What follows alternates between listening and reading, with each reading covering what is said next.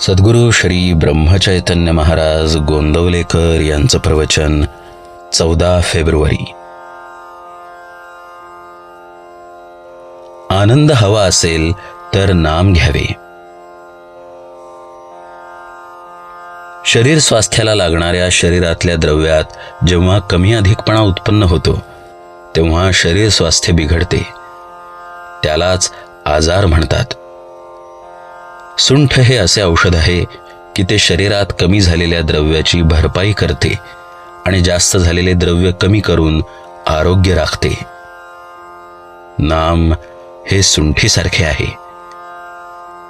पारमार्थिक प्रगतीच्या मार्गात प्रत्येक व्यक्तीतल्या ज्या ज्या गुणदोषांमुळे अडथळा येतो ते गुणदोष दूर करून भगवंताचे नाम प्रगतीचा मार्ग मोकळा करते. म्हणून कोणात कोणतेही गुणदोष असोत त्याने निष्ठेने नाम घेतले की त्याचे काम बिनचूक होऊन तो ध्येय गाठतो. आपल्या तेलाचा नंदादीप लावण्याची पद्धत आहे. तो अखंड तेवत ठेवायचा असतो. त्यात तेलाचा पुरवठा करावा लागतो. तसे ज्याला आनंदरूपी नंदादीप हवा असेल त्याने सतत नामरूपी तेलाचा पुरवठा करत राहिले पाहिजे. थोडक्यात म्हणजे ज्याला आनंद हवा असेल त्याने सतत नाम घेतले पाहिजे. आनंदाचा उगमच नामात आहे. केव्हाही आणि कुठेही पाहिले तरी बर्फामध्ये गारपणा हा असायचाच. त्याचप्रमाणे परमात्म्याजवळ नेहमी आनंद हा असायचाच असे समजावे. आपण जगामध्ये व्याप वाढवतो तो आनंदासाठीच वाढवतो. पण भगवंताच्या व्यतिरिक्त असणारा आनंद हा कारणांवर अवलंबून असल्याने ती कारणे नाहीशी झाली की तो आनंद पण मावळतो. म्हणून हा आनंद अशाश्वत होय. खावे प्यावे आणि मजा करावी हे तत्वज्ञान मला थोडेसे पटते. पण त्यामध्ये मोठा दोष असा की ते देहबुद्धीवर आधारलेले असल्याने कायमचे म्हणजे टिकणारे नाही. कारण आजची चांगली परिस्थिती उद्या बिघडली की याची मजा गेली. उलट येईल त्या परिस्थितीमध्ये आपण आनंद निर्माण करावा. रोज अगदी 5 मिनिटे का होईना भगवंताशी अनन्य व्हायला शिका.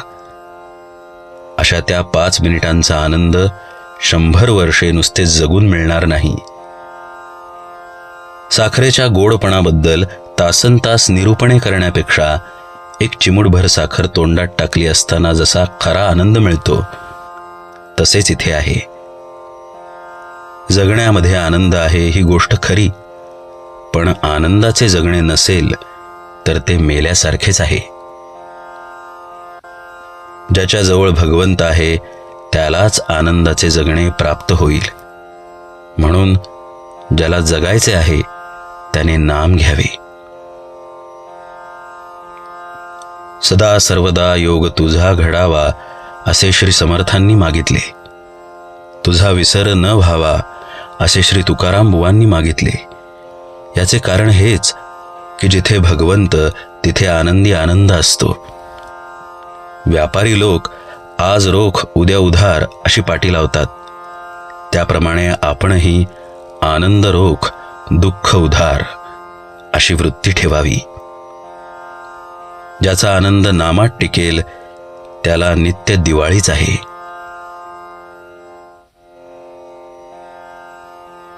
भगवंताने आपल्याला ज्या स्थितीत ठेवले आहे त्यात समाधान मानून त्याचा कधीही विसर पडू न द्यावा.